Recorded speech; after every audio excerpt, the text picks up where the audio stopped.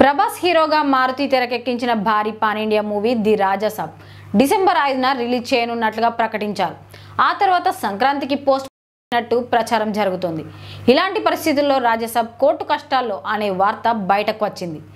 ఈ సినిమాని నిర్మిస్తోంది people media factory. ఈ చిత్ర నిర్మాణంలో భాగస్వామిగా ఉన్న ఐవీవై ఎంటర్టైన్మెంట్ ప్రైవేట్ లిమిటెడ్ ఇటీవల పీఎంఎఫ్ పై ఆరోపణలు చేస్తోంది. రాజాసాబ్ సినిమా నిర్మాణంలో ఐవీవై ఎంటర్టైన్మెంట్ ప్రైవేట్ లిమిటెడ్ భాగస్వామిగా మారింది. ఈ చిత్ర నిర్మాణం కోసం 225 కోట్ల రూపాయలు ఇన్వెస్ట్మెంట్ చేయాలని ఒప్పందం కుదుర్చుకుంది.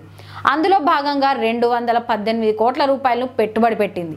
ఆ తర్వాత అనేక అసంబద్ధ కారణాలు చూపిస్తూ ఈ అగ్రిమెంట్ను రద్దు చేస్తున్నట్లు తెలిపింది. పెట్టుబడి పెట్టిన 218 కోట్ల రూపాయలను ఏడాదికి 18% వడ్డీతో కలిపి చెల్లించాలంటూ ఢిల్లీ హైకోర్టును ఆశ్రయించింది.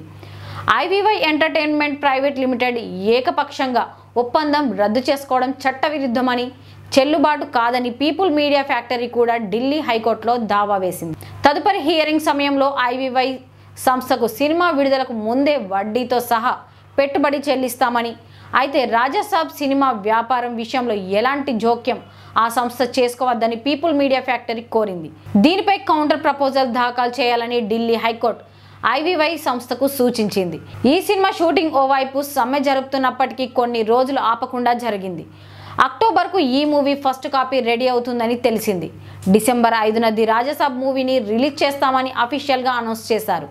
టీజర్కు ట్రెండమస్ట్ రెస్పాన్స్ రావడంతో సినిమాపై మరింత క్రేజ్ పెరిగింది. అయితే డిసెంబర్ 5న రిలీజ్ చేస్తామని ప్రకటించిన అభిమానులు, డిస్ట్రిబ్యూటర్లు మాత్రం సంక్రాంతికి రిలీజ్ చేస్తే బాగుంటుందని, జనవరి 9న రిలీజ్ చేయమని నిర్మాతపై ఒత్తిడి చేస్తున్నారని తెలిసింది.